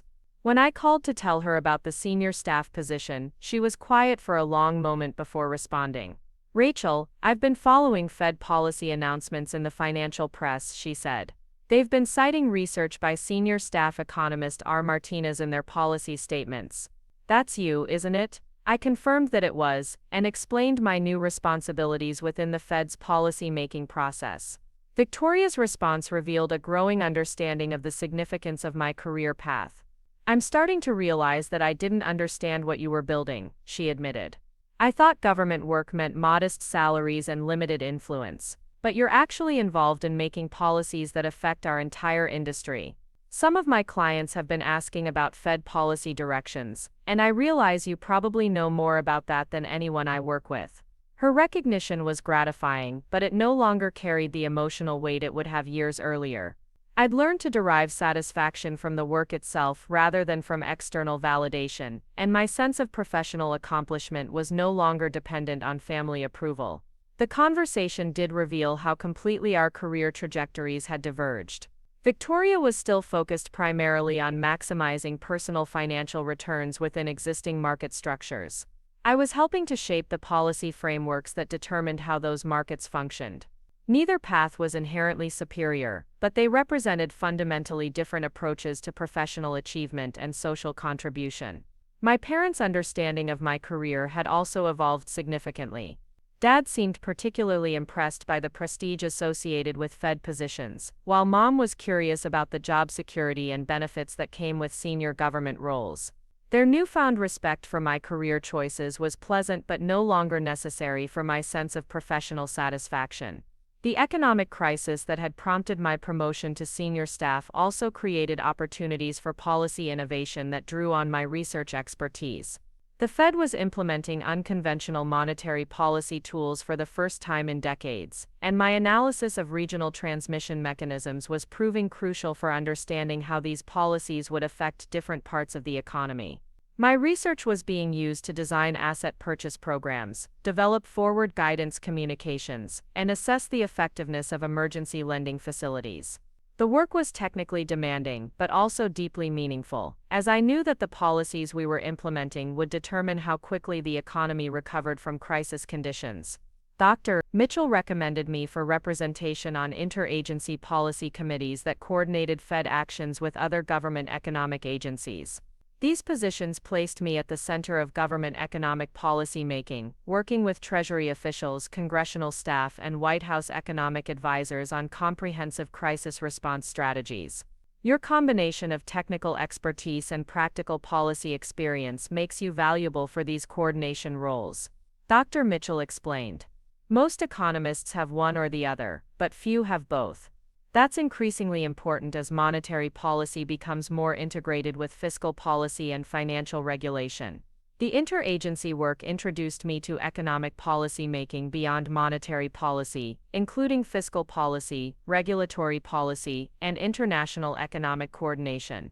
My Fed background provided credibility in these broader policy discussions, and my research was being incorporated into government-wide economic policy frameworks. 2 years into my tenure as senior staff economist, an unexpected opportunity arose that would represent the pinnacle of achievement for any monetary economist.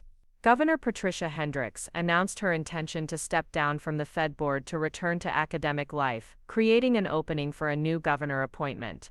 Fed governor positions are among the most powerful and prestigious roles in American economic policy making. Governors serve 14-year terms, vote on interest rate decisions that affect global economic conditions, and help set monetary policy frameworks that influence economic outcomes for decades. The process of selecting Fed governors typically involves extensive consultation between the White House, Senate leadership, and current Fed officials. Candidates are usually drawn from the ranks of distinguished academic economists, former central bankers, or experienced financial sector executives with impeccable credentials and proven track records. But my research on monetary policy transmission and my experience during the recent economic crisis had attracted attention at the highest levels of the Fed system. My analysis had been cited in congressional testimony, referenced in academic papers by prominent economists, and incorporated into policy frameworks used by central banks around the world. Chairman Patricia Walsh called me into her office on a Thursday afternoon for what I assumed would be a routine discussion about upcoming policy research projects. Instead, she asked me a question that seemed to come from an alternate universe. "Rachel, have you ever considered public service at the governor level?" The conversation that followed was simultaneously surreal and career-defining. Chairman Walsh explained that my combination of academic credentials, policy experience, and specialized expertise in regional economic analysis made me an unconventional but potentially strong candidate for the governor position. The Federal Reserve needs governors who understand how monetary policy affects different parts of the country differently, she said. Your research has been groundbreaking in that area, and your background gives you credibility with constituencies that don't always trust Fed policy making. You understand both the theoretical foundations and the practical implications of monetary policy in ways that are rare among potential candidates. The nomination process would be lengthy and uncertain, involving extensive vetting by White House staff, formal hearings before the Senate Banking Committee, and ultimately a confirmation vote by the full Senate. The position itself carried enormous responsibility. Governors vote on interest rate decisions that affect global economic conditions and serve as the primary architects of American monetary policy for years or even decades. This is obviously a life-changing decision, Chairman Walsh continued. Governor positions require sacrifice of privacy, subjection to intense political scrutiny, and acceptance of responsibility for policy decisions that affect millions of people. But they also offer the opportunity to shape monetary policy for years or decades, influencing economic conditions that determine the welfare of hundreds of millions of Americans. I asked for time to consider the possibility, but I already knew my answer. The opportunity to serve as a Fed governor represented the ultimate achievement for any monetary economist, the pinnacle of influence in economic policy making. It was the kind of position that would allow me to contribute to public service in ways that extended far beyond personal career advancement.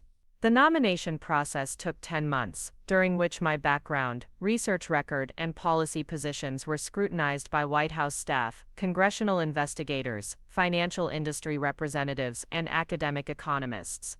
The vetting process was more intensive than anything I'd ever experienced, with investigators examining every aspect of my personal and professional life. The Senate Banking Committee hearings were particularly challenging, with senators questioning me extensively about my views on inflation targeting, employment mandates, financial stability, and the appropriate role of monetary policy in economic management.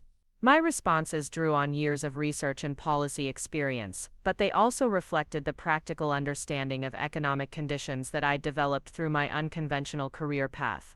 Throughout the confirmation process, I thought often about the journey that had brought me to this point. From the community college student working breakfast shifts to pay for textbooks, to a nominee for one of the most powerful economic policy positions in the world, it was a transformation that exceeded even my most ambitious dreams during graduate school. Victoria called me the night before my confirmation vote, and for the first time in our adult relationship, her voice carried genuine awe rather than condescension or competitive comparison. "Rachel, I've been following the news coverage of your nomination," she said. "I have to admit I never understood what you were working toward with all that education and government work. But Federal Reserve Governor, you're going to be one of the 7 most powerful people in American economic policy. That's actually incredible." Her recognition was meaningful, but not in the way it would have been years earlier. I'd long since stopped needing family validation for my professional choices, and my sense of accomplishment was no longer dependent on external approval. Victoria's newfound respect was gratifying but unnecessary for my satisfaction with the path I'd chosen. The Senate confirmed my nomination by a bipartisan vote of 82-18, with support from senators who recognized that my research expertise and practical policy experience would strengthen the Fed's decision-making capabilities. The vote was a validation not just of my qualifications, but of the value of bringing diverse perspectives to central banking. The swearing-in ceremony took place in the Fed's boardroom, with my parents Dr. Rodriguez, Professor Kimmel, Dr. Williams, and Dr. Mitchell in attendance. Victoria flew in from New York for the occasion, wearing an expression of amazement that I'd never seen before. As I took the oath of office, I thought about the path that had led me to this moment and the opportunities that lay ahead. As a Fed governor, I would help set monetary policy for the world's largest economy, influence global financial conditions, and shape economic frameworks that would affect millions of lives. The responsibilities were enormous, but so were the opportunities to contribute to public welfare in ways that extended far beyond personal achievement. 6 months into my tenure as a Fed governor, I was attending an international monetary policy conference in New York, when an encounter brought my journey full circle in a way that perfectly captured how completely circumstances had changed. Victoria had arranged to meet me for dinner at Le Bernardin, eager to introduce me to her colleagues and demonstrate her connection to Federal Reserve leadership. The dinner included several senior executives from Meridian Capital, including James Wellington, the managing director who supervised Victoria's division and had been her mentor throughout her rise in investment banking. As we discussed current economic conditions and Fed policy implications for financial markets, Wellington made a casual comment that revealed the dramatic reversal in our relative positions. Victoria, I noticed that Governor Martinez wasn't included in our Client Advisory Council meeting next week, he said. Given her position on the Fed board, we really should be cultivating that relationship. Central bank governors have enormous influence on market conditions, and their insights could be valuable for our clients' strategies. Victoria's face went pale as she realized that Wellington was treating me as someone worth courting for business purposes, that my position now carried more market influence than her role as a managing director at a major investment bank. Actually, Victoria said quietly, Rachel is my sister. Wellington's expression shifted dramatically as he processed this information, his manner becoming notably more deferential. Your sister is a Federal Reserve governor. Victoria, why didn't you mention this connection? We should absolutely invite Governor Martinez to speak at our annual client conference. Do you think she might be available for consulting opportunities when she eventually returns to private sector work? The conversation continued with Wellington and other Meridian executives, treating me as the most important person at the table, seeking my views on monetary policy directions, and asking whether I might be interested in future advisory relationships. Victoria sat largely silent, watching her Wall Street colleagues defer to her little sister who'd once been told she'd never be rich like them. The irony was profound, but not particularly satisfying. I'd long since stopped measuring my success against Victoria's achievements, or seeking validation through comparisons with her career. The real satisfaction came from knowing that I'd found work that aligned with my values, utilized my abilities fully, and contributed to something larger than personal advancement. As the evening ended and we prepared to leave the restaurant, Victoria walked with me toward my hotel. The streets of Manhattan hummed with the energy of global finance, but for the first time in our lives, I clearly belonged there more than she did. My decisions would influence the economic conditions that shaped her industry, while her work operated within frameworks that I helped to determine. I owe you an enormous apology, Victoria said, as we stopped outside my hotel. For years I thought you were taking the safe path, avoiding real competition, settling for modest achievements. I never understood that you were building something bigger and more important than what I was doing. You were playing a longer, deeper game than I even knew existed. Her words were generous and reflected genuine understanding of how our paths had diverged. But they came too late to change anything fundamental about our relationship, or my sense of professional satisfaction. I'd learned long ago that my worth wasn't determined by her approval or anyone else's recognition of my achievements. You don't owe me anything, I said. We both chose paths that made sense for our values and interests. You built a successful career maximizing returns for wealthy clients, and I built a career serving the public interest through monetary policy. Neither choice was wrong, they just reflected different priorities. Victoria nodded, but I could see that she was still processing the implications of our conversation. Her colleagues had treated me as more influential than her, despite her years of financial success and professional advancement. The realization seemed to be forcing her to reconsider fundamental assumptions about wealth, power, and professional achievement. As I watched Victoria disappear into the Manhattan night, heading back to her world of private wealth management and personal financial advancement, I felt a profound sense of peace about the choices I'd made. The girl who'd once been told she'd never be rich like her sister had become someone who could influence the economic conditions that affected the entire world. But the real victory wasn't in exceeding Victoria's success or proving my family wrong about my potential. The real victory was in discovering who I was meant to be and having the courage to pursue that path, regardless of what anyone else thought was possible or worthwhile. From that family dinner table where I'd been dismissed as not college material, to the Federal Reserve boardroom, where I now voted on policies affecting global economic conditions, the journey had been longer and more challenging than I could have imagined. But every step had been worth it, not because of the prestige or recognition it brought, but because I'd found work that matched my capabilities with my values.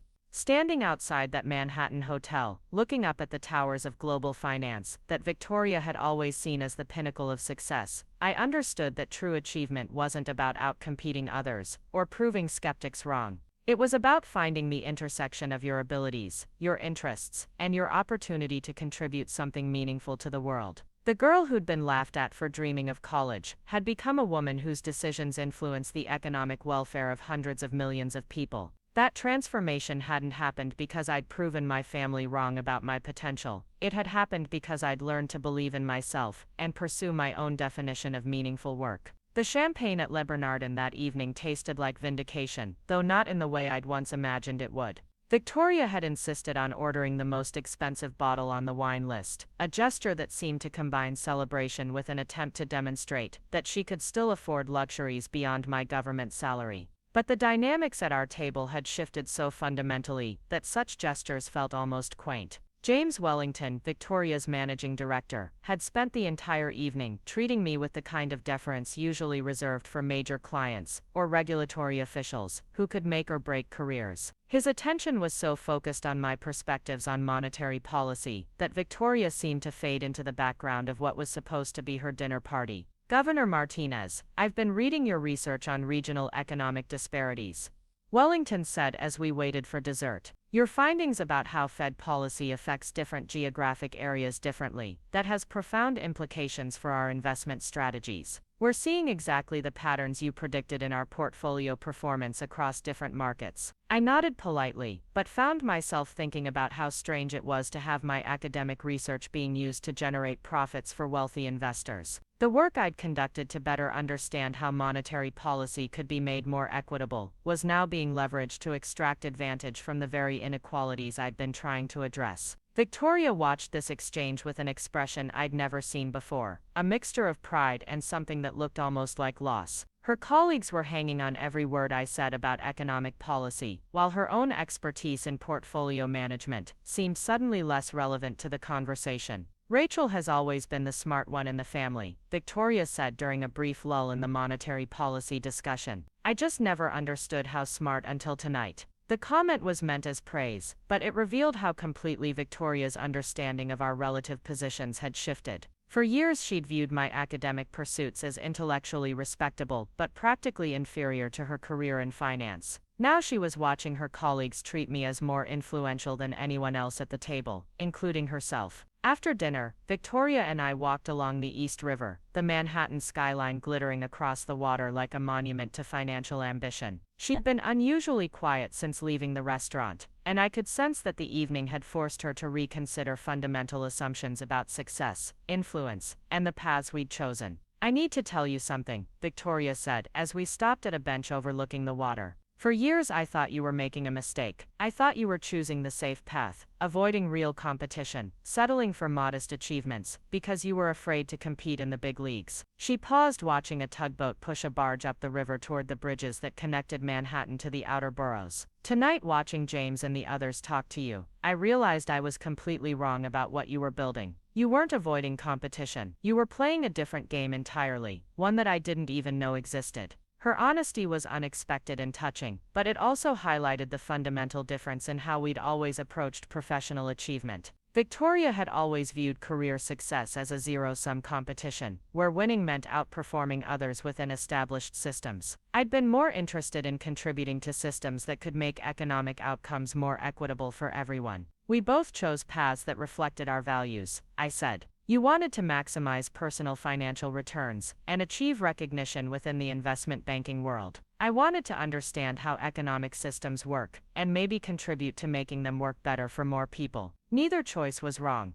Victoria nodded, but I could tell she was still processing the implications of the evening's conversations. Her colleagues had made it clear that my position carried more influence in their industry than her years of professional advancement within it. The thing is, she continued, I always measured success by how much money I could make and what kind of lifestyle I could afford. I thought that was the only metric that mattered. But tonight I realized that you're actually affecting the conditions that determine whether people like me succeed or fail. You're operating at a completely different level. Her insight was accurate but incomplete. The real difference wasn't that I was operating at a higher level, it was that I'd found work that aligned my abilities with my values, in ways that generated personal satisfaction beyond financial compensation. Victoria had achieved everything she'd set out to accomplish, but the cost in terms of work-life balance and personal fulfillment was becoming increasingly apparent. Are you happy with what you've built? I asked her, genuinely curious about how she viewed her own achievements, now that she understood the path I'd taken.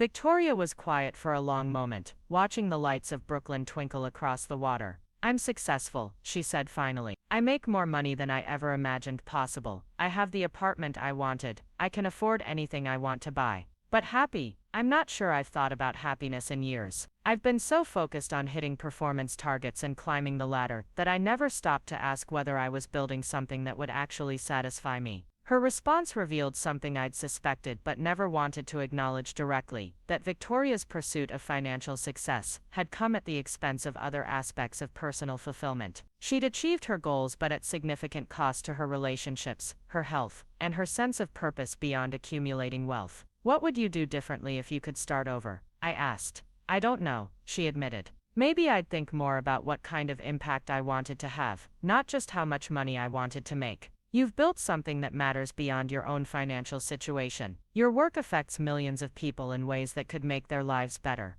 I've spent my career helping wealthy people become wealthier. It's not exactly a legacy I'm proud of. Our conversation continued for another hour, covering topics we'd never discussed before: the meaning of professional success, the relationship between personal achievement and social contribution, the costs and benefits of different career paths. For the first time in our adult lives, we were talking as equals rather than as the successful sister and the struggling sister. When we finally parted ways that evening, Victoria headed back to her Soho apartment, while I returned to my hotel near Central Park. The contrast in our living situations was still stark. Her apartment was worth more than I'd earned in several years of government salary, but the conversation had revealed that monetary compensation wasn't the only measure of professional achievement worth considering. The next morning, I flew back to Washington, feeling both satisfied and reflective about the evening's conversations. Victoria's Recognition of what I'd built was gratifying, but more importantly, her questions about happiness and fulfillment had forced me to articulate why my career choices had proved so personally satisfying.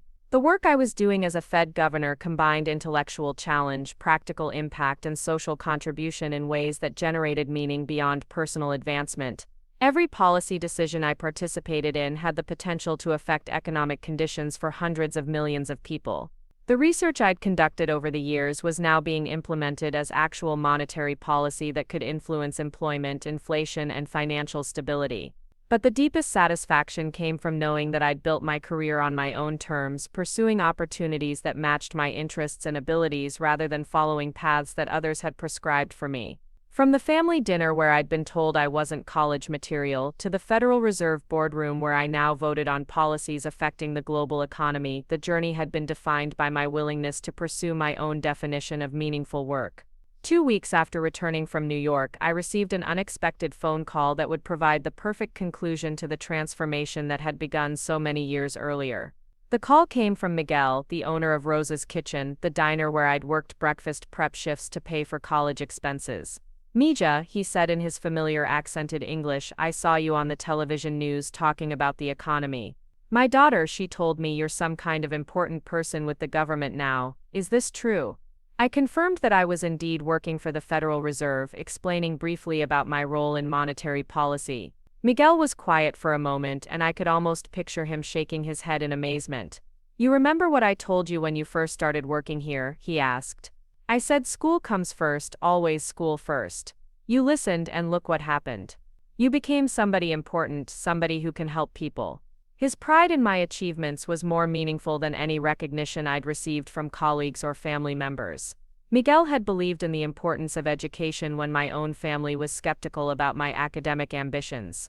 He'd provided steady employment that allowed me to pay for college when financial support wasn't available from other sources. "I never forgot what you taught me about hard work and persistence," I told him. "Those lessons were just as important as anything I learned in school." "You want to know something?" Miguel said. "I keep a picture of you from the newspaper on the wall behind the register. When young people come in looking for work, I show them that picture and tell them your story. I tell them education can take you anywhere if you're willing to work for it." The conversation with Miguel reminded me that the journey from Rosa's Kitchen to the Federal Reserve represented more than personal achievement. It demonstrated the possibility of social mobility through education and hard work. My story wasn't just about overcoming family skepticism or proving doubters wrong. It was about the transformative power of institutions like community colleges, public universities, and government agencies that provided opportunities for advancement based on merit rather than family background. Later that week, I received an invitation that brought my journey full circle in the most meaningful way possible. Dr. Rodriguez, my first economics professor at Phoenix Community College, was retiring after 30 years of teaching. The college was hosting a ceremony to honor his contributions to education, and they'd asked me to deliver the keynote address. Standing at the podium in the same auditorium where I'd attended my first college classes, looking out at an audience of community college students who reminded me of my younger self, I felt the full weight of how far I'd traveled and how many people had contributed to that journey. Dr. Rodriguez taught me that economics isn't just about numbers and theories, I told the assembled students and faculty. It's about understanding how societies organize themselves to meet human needs. The research you're doing here, the skills you're developing, the perspectives you're gaining, these aren't just stepping stones to individual success, they're tools for understanding and improving the world around you. I looked out at faces that reflected the diversity of backgrounds and experiences that had always been the strength of community colleges: students working multiple jobs to pay for school, parents returning to education after years in the workforce, immigrants pursuing American dreams through higher education. Some of you may be told that community college is just a consolation prize, that you're not attending real college or pursuing serious education. Don't believe it. The foundation you're building here is as solid as any you could build anywhere else. What matters isn't where you start, it's how hard you're willing to work and how clearly you can envision what you want to build. After the ceremony, dozens of students approached me with questions about career paths, graduate school applications, and strategies for overcoming financial obstacles to higher education. Their questions reminded me of my own uncertainties during those early community college days, when the path from introductory economics courses to Federal Reserve governor seemed not just unlikely but unimaginable. The most important thing I learned, I told one particularly earnest young woman who reminded me of myself at 18, is that you don't have to know exactly where you're going to take the next step forward. You just have to be willing to work hard, stay curious, and remain open to opportunities that might not look like what you originally planned. As I drove back to Phoenix Sky Harbor Airport that evening, passing the neighborhoods where I'd grown up and the diner where I'd worked those early morning shifts, I reflected on the strange circularity of life paths and the unpredictability of how individual choices compound over time to create entirely unexpected outcomes. The girl who'd been told she wasn't college material had become a woman whose decisions influenced economic conditions for hundreds of millions of people. But the real transformation wasn't about achieving a particular position or level of recognition, it was about discovering that meaningful work was possible when you aligned your abilities with your values and remained committed to contributing something larger than personal advancement. Victoria texted me as my plane took off for Washington. Watched your speech online. Finally understand what you've been building all these years. Proud to be your sister. Her message was generous and reflected genuine growth in her understanding of different paths to professional fulfillment.